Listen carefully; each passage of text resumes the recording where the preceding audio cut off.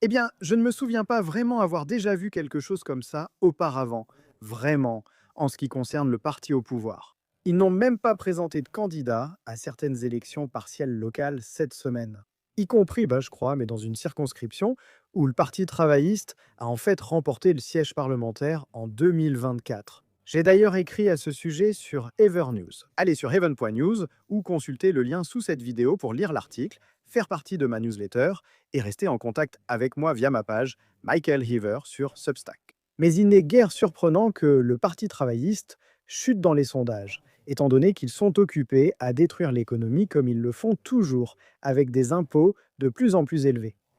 On dirait que c'est tout ce qu'ils savent faire. Et cela se reflète dans les sondages nationaux, où certains présentent désormais les prochaines élections générales comme un affrontement entre les Verts et le Parti Réforme. Concernant les élections partielles des conseils locaux cette semaine, les résultats ont été intéressants. Et le Parti travailliste n'a même pas participé à certaines. Donc vous pouvez voir ici, il s'agit d'un gain du Parti Réforme dans le Lincolnshire. Et vous remarquerez ici qu'il n'y avait pas de candidat travailliste alors que le Parti Réforme a remporté ce siège. Encore plus surprenant, lors de cette élection partielle, les libéraux-démocrates conservent ce siège et le Parti Réforme est le principal adversaire. Vous verrez les conservateurs s'effondrer comme ils le font presque partout. Les Tories sont toujours en déclin massif, vraiment massif, mais vous remarquerez qu'il n'y a pas de candidat travailliste. Ce qui est incroyable, c'est que ce canton se situe dans une circonscription remportée par le Parti travailliste aux dernières élections générales.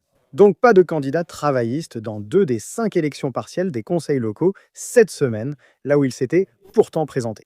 Eh bien, vous pouvez voir ici dans les Cotswolds, par exemple, que les conservateurs continuent de décliner.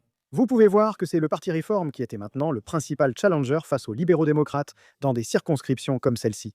Une victoire confortable pour les libéraux-démocrates. Mais vous pouvez voir que le Parti travailliste enregistre moins de 1% des voix dans une circonscription où ils ont effectivement réussi à se présenter. À Liverpool, vous avez un gain pour les Verts au détriment des libéraux démocrates là-bas. Encore une fois, voyez comme la part des voix du Parti travailliste s'effondre. Et encore un autre exemple ici, une fois de plus, des parts de voix des conservateurs et des travaillistes qui chutent considérablement, celui-ci étant en fait un gain des libéraux démocrates sur les Verts. Mais oui, je pense que ça résume vraiment tout. Le Parti travailliste qui s'effondre dans les sondages, qui obtient de plutôt mauvais résultats lors de la plupart des élections partielles des conseils locaux, et qui maintenant n'arrive même plus à présenter de candidats dans certaines d'entre elles.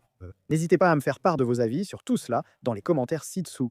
Merci de mettre un petit pouce bleu à cette vidéo, et comme toujours, merci de regarder.